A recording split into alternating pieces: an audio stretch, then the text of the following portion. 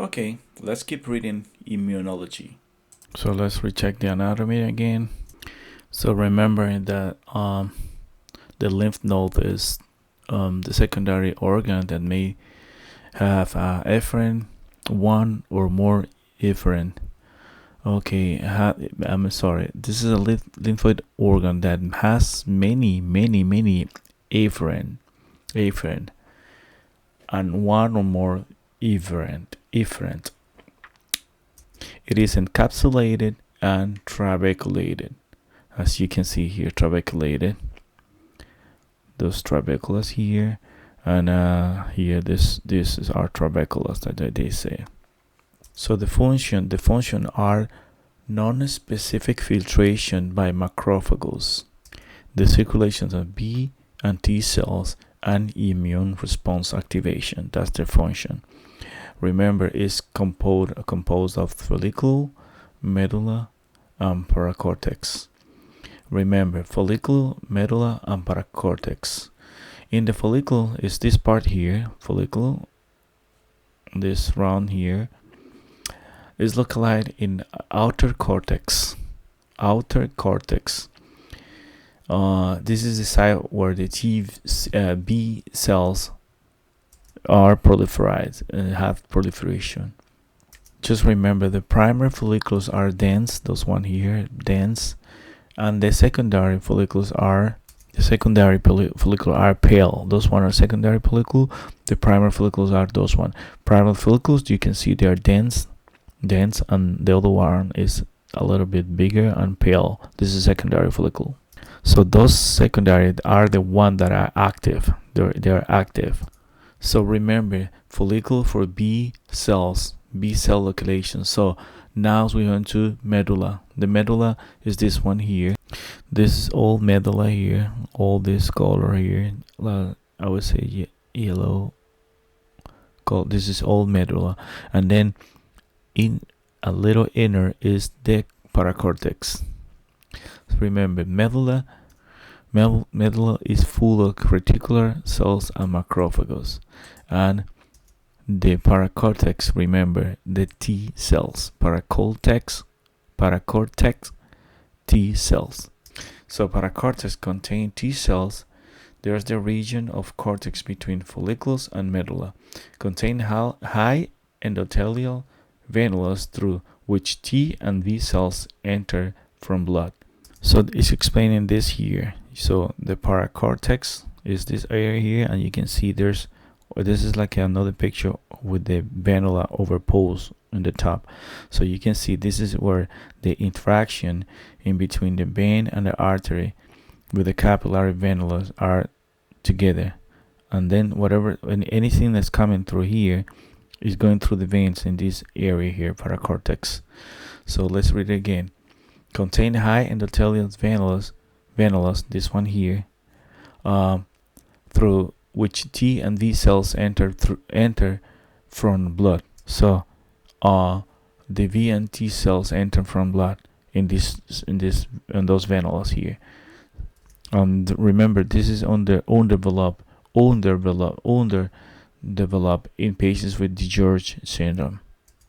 This area of paracortex, it growth, it get larger, bigger when there's an extreme cellular immune response. So it makes sense if the T and B cells come here when there's an immune response. It makes sense that it get larger or bigger. So when there's, for example, Epstein-Barr virus, if you had an infection Epstein-Barr virus, and then this virus go straight into the paracortex area, so this paracortex area is going to be hyperplastic. So it's gonna get bigger, and then you're gonna have lymphadenopathy. But specifically, the lymphadenopathy and painful lymphadenopathy is because the paracortex is get bigger here, this area, in extreme cellular immune response. Again, the paracortex is the house for the T cells. The follicle is the house for the B cells, Medullary is the house for macrophagus. Remember, macrophagus M, medullary, macrophagus. Follicles for B cells, and paracortex for T cells. So let's read now about lymphatic drainage associations. This is very often, very common. I have seen it in many questions, a lot of time in questions. They ask you, like, if there's a patient that have this type of cancer, and then he didn't metastasis to what part of this next lymph area. So it's very common ask questions. So let's learn this. So exactly what they're trying to tell you here, if you have some pathology in some area, what area that is drained with this kind of lymph nodes. By example, this is very common here. Gastric cancer, if you have a gastric cancer, where area of body that this lymph node drain is the pelvics, abdominal and pelvics. So they usually, if you have a gastric cancer, it's very common that you can see metastases. If you have a metastasis, it's very common you're gonna check the paraumbilical lymph nodes. And this is very common questions. The Sister Mary Joseph node. So as we can see, the Sister Mary Joseph node is a palpable node in the umbilicus and the belly button, caused by metastatic cancer, typically from the gastrointestinal or genitourinary tract, and is usually indicative of advanced cancer or poor prognostic malignancy. So Sister Mary Joseph node, that's how it looked like. This mass in the umbilical. Be sure no confuse it with a. So you can it does be sure not confuse it with a regular umbilical hernia. Umbilical hernia will look like this. This is something benign, I would say. This one look a little like ulcerated on inflammation. You can see inflammation. Very likely it's not painful. You can see inflammation, necrosis. Sister Mary Joseph node. Compared with this one, this is a regular hernia. It's different. If you guys gonna learn something today, learn this, that the Mary Joseph node indicate is an spontaneous term referred for the malignant metastatic umbilical node. It is a rare but important typical finding, and it is a sign of advanced stage of malignancy. Sister Mary Joseph is associated with malignancy, very bad prognostics, bad prognosis. So let's read those one by one. So we have here submandibular, submental lymph nodes. Submandibular. So the area of body that you drain it is oral cavity or anterior tongue and lower lip. So this is a very common question. I've seen it before. You got a cancer in the lower lip. They ask you what's the lymph node affected. Oral cavity, anterior tongue. Remember, the posterior tongue belongs to another kind of developing, all kind of things like all kind of other lymph nodes, even another innervation. So anterior tongue, oral cavity, lower lips, anterior tongue, oral cavity. This is submandibular and submental.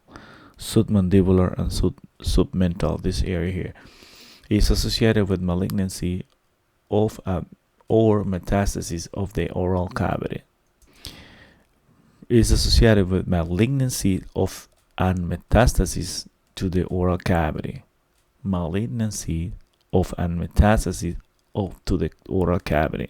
So the next one is a deep cervical. We got those one here. Deep cervical, deep cervical.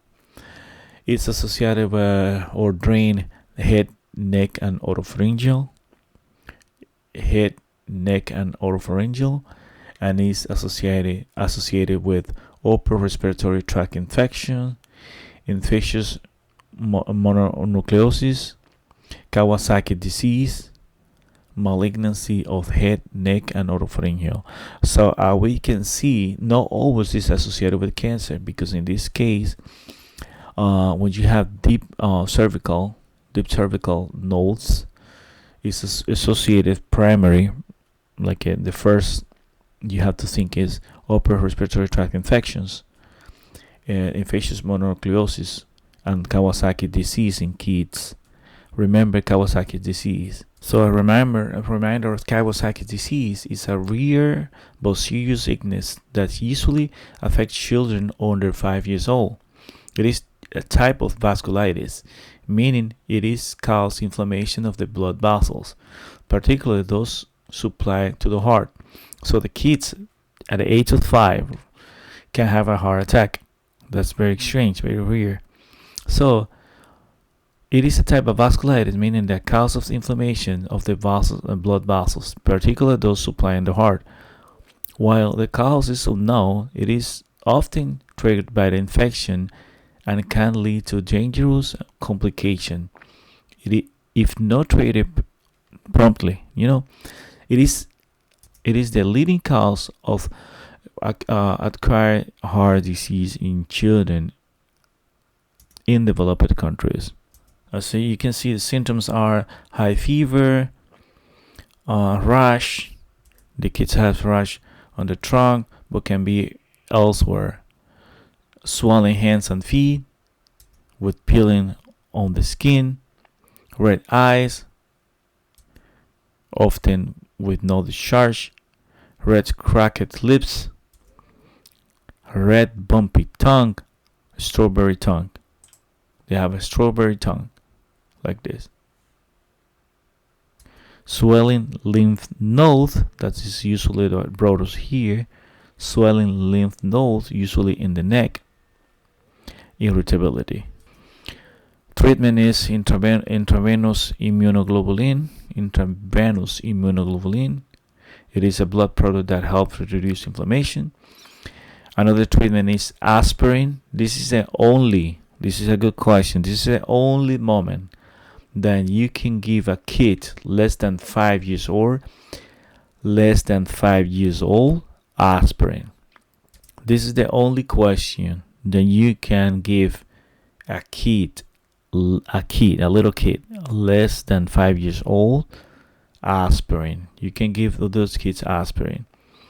The aspirin to reduce inflammation and prevent blood clot. You can give steroids in some case. The more common complications in those kids are coronary artery aneurysm. There's possibility of myocarditis and blood clots.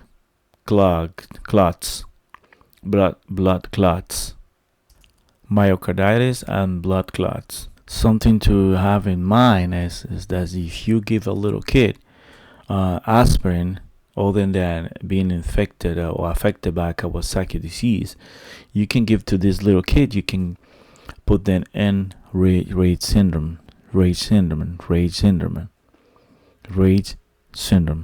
So when you give the kids salicylates or aspirin, you're going to produce on the kids very likely hepatic mitochondrial injury. This leads to inhibition of the mitochondrial pathway here.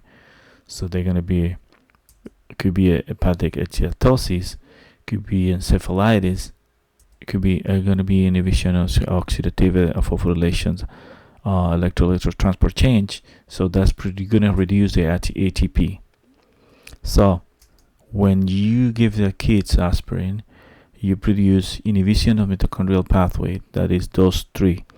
Number one, beta oxidation. You reduce or block the beta oxidation. That's give you hepatic steatosis. You reduce the urea cycle. That's give you hyperammonemia. That's gonna give you encephalopathy. and you reduce oxidative phosphorylation and electric transport change. Thus reduce the ATP production. So in Rett syndrome, a little kid have a viral infection. Let's see the kid had influenza or for 2 or 3 days, and then you give aspirin. You very likely is gonna produce this kid. You're gonna produce all the next. You're gonna produce encephalopathy, cerebral edema, elevation of intracranial pressure. You're gonna have papilledema. You're very likely gonna have seizures, headaches, confusion, and vomiting. That's giving a kid with a viral infection. You get a little kid have fever or something like that, varicella or influenza infection, or Alpers zoster virus.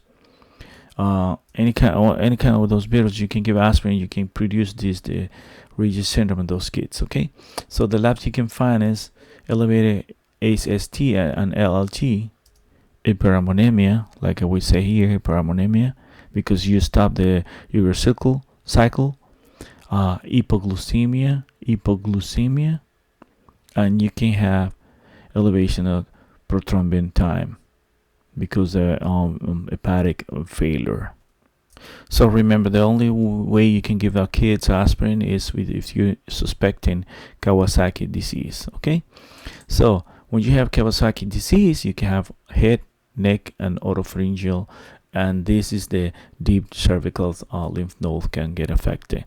Deep cervical lymph node, head, neck, and oropharynx,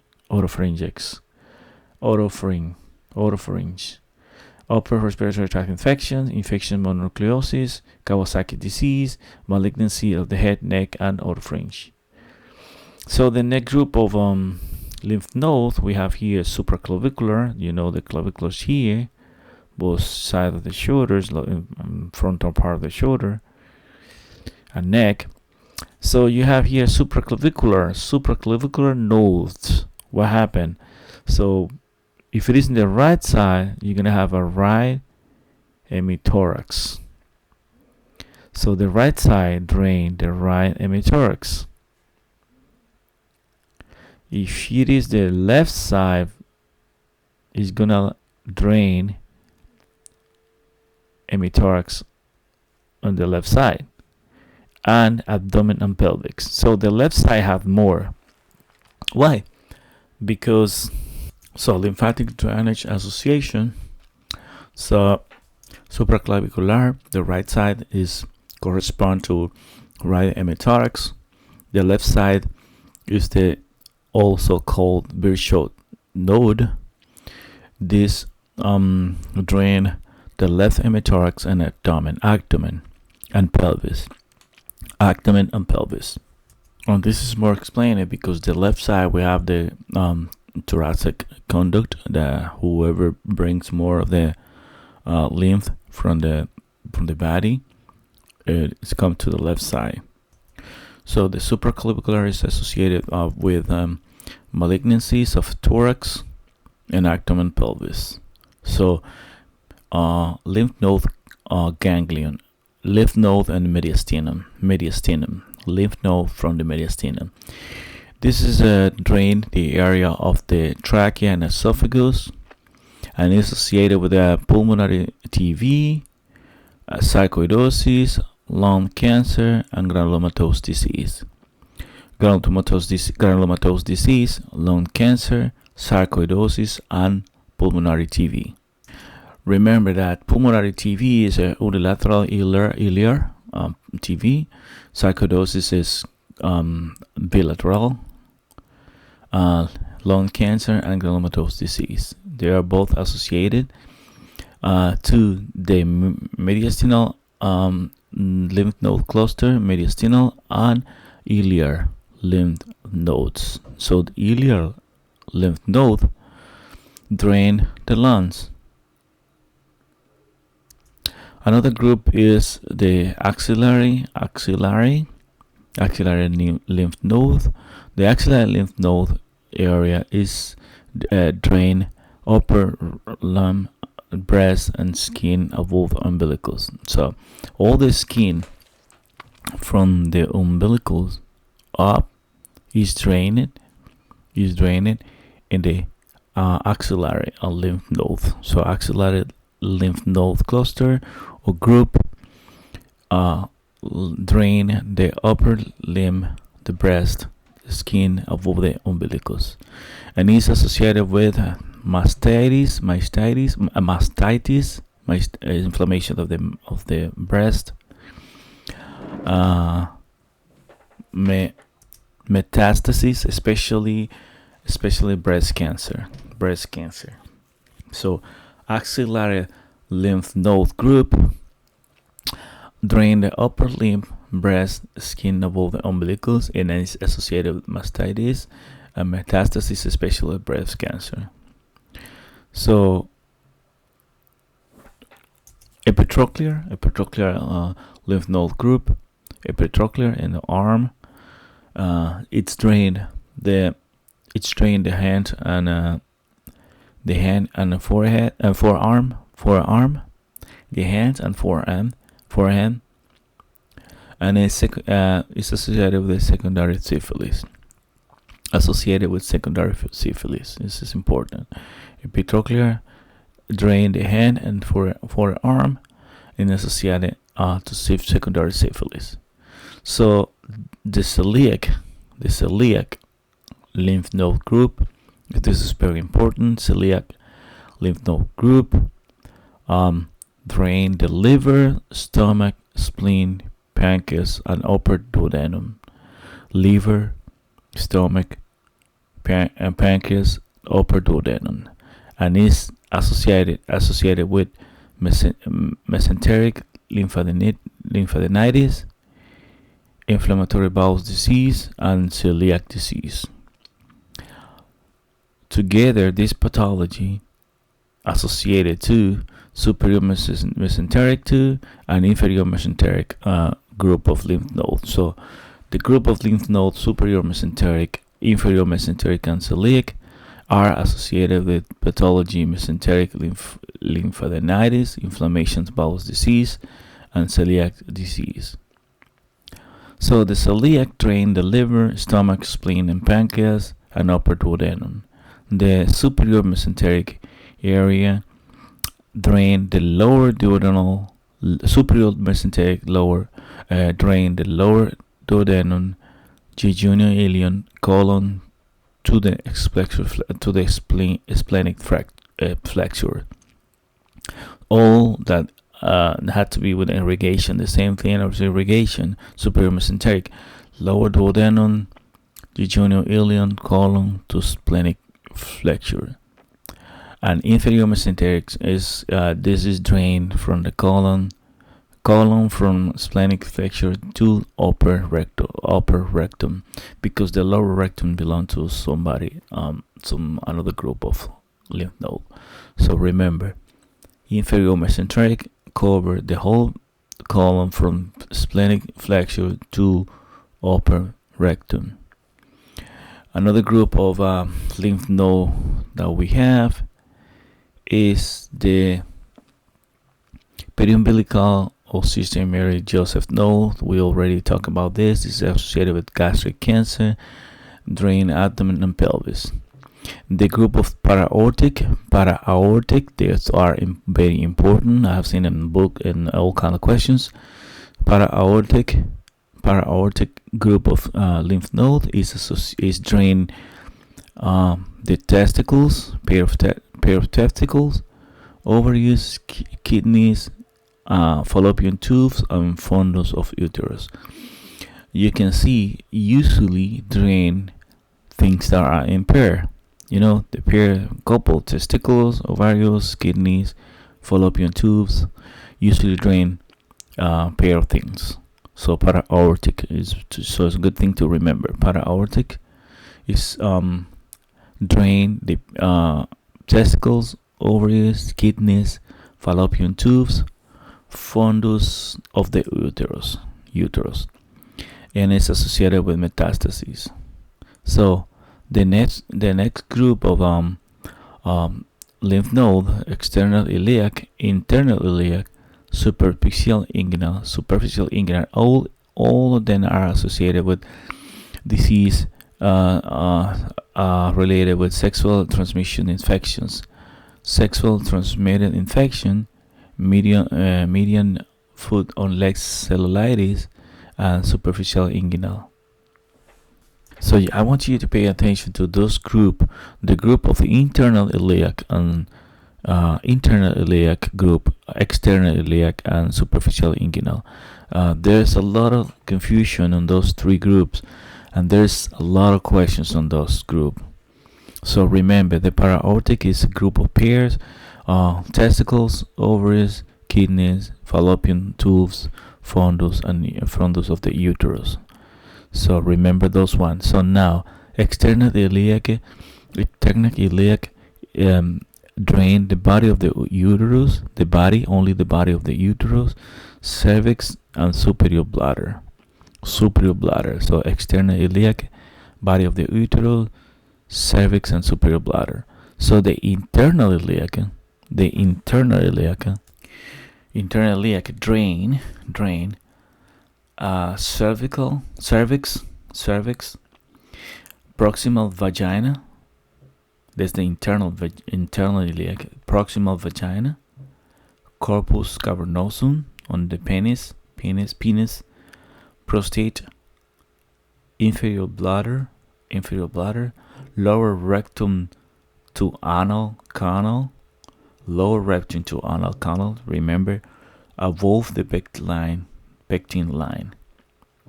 This is internal iliac. This one here, internal. That is no palpable. You cannot pulse the internal iliac. Just remember that. In the question, they could tell you, there's no palpable lymph node, and remember, they could be talking about internal iliac because they say no palpable. So remember, internal iliac drain the cervix, proximal vagina, because the superficial iliac, the other one, is the distal vagina. So remember those one. They're gonna be asking those questions all the time. Proximal vagina, corpus cavernosus, prostate, inferior bladder, lower rectum to the anal canal. From lower rectum to the anal canal. So remember, the anal canal, you have a line, it's called pectin line, that divide the anal canal and an internal external. This line is very important. Just keep on. You have to remember this pectin line. This is this line here. Let me see this line here. The pectin line is this line here. So this mucosa is innerved for a different kind of nerve than in the top. Remember, all lower than this line is in the case of hemorrhoid, there's external hemorrhoid, and they are painful. And this line up is internal hemorrhoid, and they're not painful. That is very all the time ask it. So every time that you see this pectin line, just pay attention. It's very, very important point. So the superficial inguinal is those one here. The palpable superficial inguinal. They drain the distal vagina. Remember, the other one is proximal vagina, the internal iliac. Proximal vagina, the internal one. So in this case, don't get confused, because proximal vagina is draining the internal iliac. So you will be confused if the other part of the vagina is going to be with the external. But no, in this case, the external is not the one. It is the superficial inguinal. The superficial inguinal, this drain the distal vagina, vulva, scrotum. These questions is very likely, very often. Superficial inguinal drain the distal vagina, vulva, scrotum, urethra, anal canal below the pectin line, skin below the umbilicus, except for the popliteal area here, because the popliteal area is drained by popliteal lymph nodes. So they drain the dorsolateral foot and posterior calf. They drain the posterior lateral foot and posterior calf of the leg. So they're associated with lateral foot leg cellulitis. Okay, if you have a cellulitis, I've seen that question too. You got a cellulitis, and they ask you, there's inflammation in the lymph nodes. Where are localized? They are localized in the popliteal area. So if you have cellulitis, especially in the dorsal lateral part of the foot, and it's infected, it's red inflammation, you're gonna have lymph node inflammation. It's usually the popliteal group. Okay. There's a great video that you can watch on YouTube. It's belong to Dairy Medicine. Excellent explanation. This guy explained amazing good. It's a good video. You can take a look on YouTube. Lymph anatomy and drainage. So the most important I want you to remember is the para-aortic. Para-aortic is all the pairs. It's testicles, especially pair testicles, pairs ovaries, kidneys, and then remember that the superficial drain everything from the umbilicals all the way down. A section is the popliteal area and the dorsal of the feet. The dorsal part, external part of the feet. That's the most important of you to remember. Then superficial, remember superficial, and then remember that the celiac and superior mesenteric and inferior mesenteric, they usually follow the same thing of their circulation. If you have to guess, just in case you have to guess in the test. Another thing to keep in mind is that all those lymph nodes, once they drain or whatever they have to drain, they develop into right lymphatic duct and a thoracic duct. So the right lymphatic duct drain all these lymph nodes of the above the diaphragm, of those one above the diaphragm. Let's say those group here to the right side, all of them above the diaphragm and the right side, and then they go straight into the right subclavian and internal jugular vein. So the right lymphatic duct drain right side of the body above the diaphragm into the junction of the right subclavian and internal jugular vein. So just drain the right arm, right thoracic area above the diaphragm, and they go drain into the subclavia, right subclavia, and jugular external vein, internal jugular vein, internal jugular vein. Okay, so this is right lymphatic duct. So in the left side, we have the thoracic duct. This one is bigger, drain more things, and that's why it's called a thoracic duct. It's a whole duct. The other one is only right lymphatic duct. This is thoracic duct. Drain below the diaphragm and the left thorax and the left upper limb into the junction of the left subclavian and internal jugular vein. So it's the opposite side. It drains all the things under the diaphragm and all the things to the left side of the chest, left side or left arm, and go to drain exactly in the same place as the other one, in the union or junction of the internal subclavia. Into the left subclavia and internal jugular. So the junction of the subclavian, left subclavia, and internal jugular vein. Remember, when this is have a rupture, this rupture of the thorax duct can produce a chylothorax. Chylothorax is fluids, liquid of this content that is mostly lymphatic fluid. So if you have an accident or a big lesion or penetrating a lesion or a gunshot, so you can have a lesion of the thoracic duct, and then you very likely you can have a chylothorax.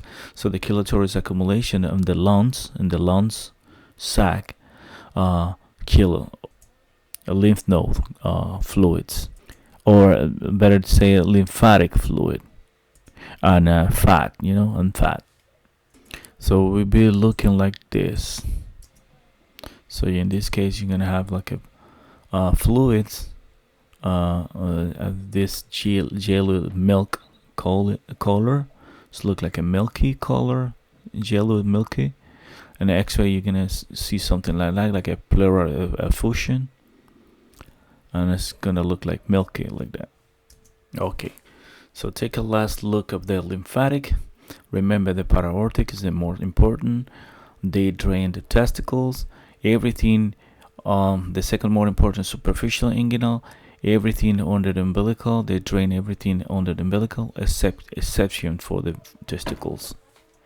But remember, don't confuse when they ask you the testicles, don't confuse the testicles with the scrotum. They are drained of different. The scrotum, the skin of the testicles are drained by superficial inguinal.